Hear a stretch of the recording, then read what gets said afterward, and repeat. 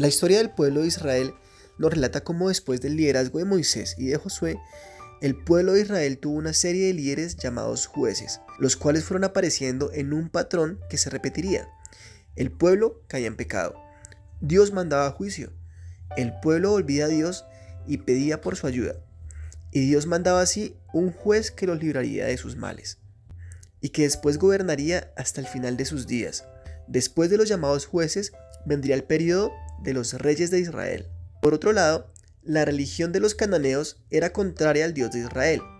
Dios prohibió adquirir sus religiones paganas y les mandó destruir todo elemento de idolatría. Los altares paganos llevaban cuernos y estaban labrados. En contraste, Dios prohibió al pueblo de Israel el uso de piedras labradas para el uso de los altares.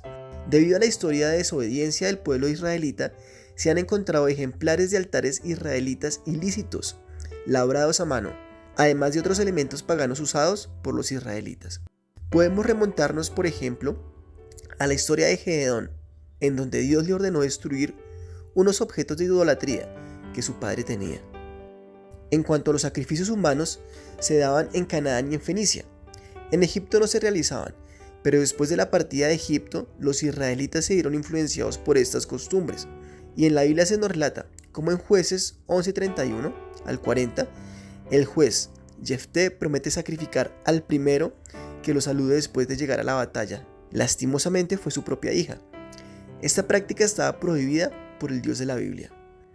En Egipto se han encontrado ilustraciones de esta práctica cananea en algunos templos. En las excavaciones de Cartago, Fenicia, en el norte de África, se han encontrado un cementerio con restos de niños que han sido carbonizados, y se sabe que en ese lugar los fenicios y los israelitas realizaban estos sacrificios. Se cree que Moisés es el autor del Pentateuco, aunque muchos cuestionan esto, debido al posible analfabetismo de la gente común. Cabe recalcar que según la historia, Moisés estuvo bajo la influencia de la realeza egipcia, y en la década de 1970 se descubrió un fragmento de cerámica, perteneciente a un grupo agrícola israelita, en donde se cree que es de un aprendiz, ya que posee fallas gramaticales muy básicas. Al parecer estaba aprendiendo el alfabeto. Esto quiere decir que las herramientas de escritura no estaban tan lejos de la gente del común. El pueblo de Israel ha tenido diversos adversarios en la época de los jueces. Los más notables han sido los filisteos. Se sabe que a la entrada de Josué a la tierra prometida no habían filisteos, ya que no son nombrados. Probablemente aún no habían llegado a esa zona. El rastro más antiguo de los filisteos se encuentra en un relieve en el templo de Ramsés III, de un grupo de pueblos en un intento fallido por conquistar el país, a lo que después se pudieron haber desplazado a la zona cananea. Se cree que el origen de estos pueblos, por sus restos culturales, proviene de Grecia, las islas del Egeo, Creta y Turquía occidental. Curiosamente, en Amos 9:7, Dios pregunta: hijos de Israel, ¿no me sois vosotros como hijos de etíopes, dice Jehová? ¿No hice yo subir a Israel de la tierra de Egipto, y a los filisteos de Caftor, y de Kir a los arameos? La palabra Caftor puede hacer referencia al antiguo nombre de la isla de Creta. Del término filisteo deriva la palabra Palestina, que antes de 1948 se usaba para los habitantes de Israel, la Franja de Gaza y Cisjordania.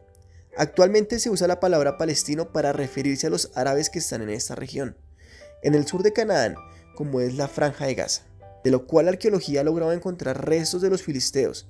Se podría decir que estas zonas, antes habitadas por los cananeos, fueron tomadas por los filisteos.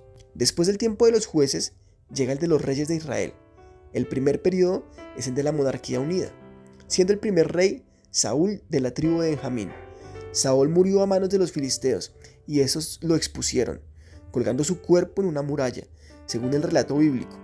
En textos asirios aparece documentado este tipo de humillaciones a los enemigos. En cuanto a David, fue el siguiente en reinar.